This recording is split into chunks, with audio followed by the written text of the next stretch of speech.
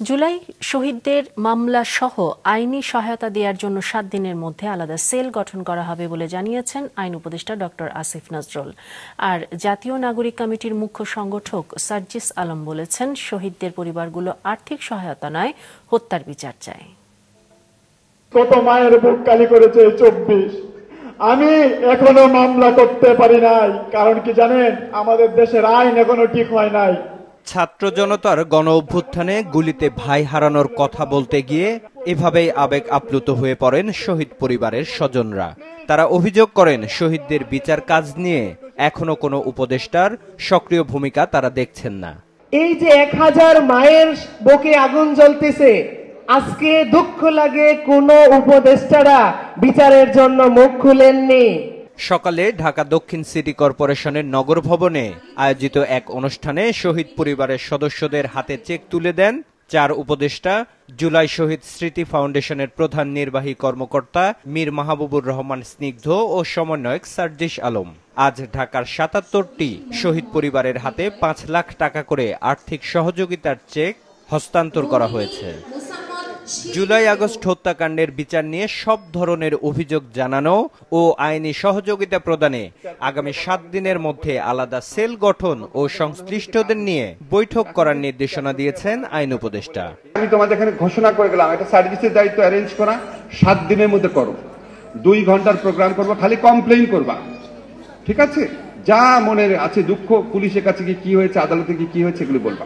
যখন চার্জশিট হয়ে যাবে, চার্জ গঠন হয়ে যাবে, তোমরা ঘন ঘন প্রতিদিনই টেলিভিশনে দেখবা যাদেরকে গ্রেফতার করা গেছে তাদের বিচার প্রক্রিয়াটা। তখন তোমাদের কাছে আরো দৃশ্যমান হবে, তখন তোমাদের মনে হবে যে কাজ হচ্ছে। কিন্তু এখন যেহেতু দৃশ্যমান না, এখন ভেবে নিও না যে কেউ বসে আছে। হতাশ না হয়ে সব সময় যোগাযোগ রাখার অনুরোধ জানিয়ে অন্য উপদেষ্টারা বলেন, সরকার এই বিষয়টিকে সর্বোচ্চ গুরুত্ব দিচ্ছে।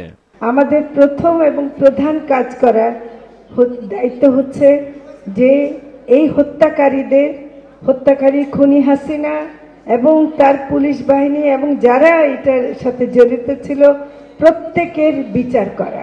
শহীদ পরিবারদের পুনর্বাসন, তাদের ক্ষতিপূরণ, আহতদের চিকিৎসা, এইটাকে রাষ্ট্র সরকার সর্বোচ্চ গুরুত্ব দিয়েছে বলেই আজকের এই ফাউন্ডেশন। আপনাদের যে প্রত্যাশিত যে সেবা এবং সেটা আমরা দিতে সক্ষম হব। অনুষ্ঠানে সমন্বয়ক সার্জিস আলম বলেন, এখনো দৃশ্যমান কোনো বিচার কার্য হয়নি, শুধু পুলিশের মধ্যে রদবদল, কোনো বিচার নয়। আমাদের কাছে কয়েকটা ছোট্ট জিনিস চায়, তারা কেউই আর্থিক সহযোগিতা প্রত্যাশা করে না। তাদের একটাই কথা, তারা তার পরিবারের, আমাদের যে শহীদ ভাইটি রয়েছে, বোনটি রয়েছে, তার হত্যার বিচার চায়।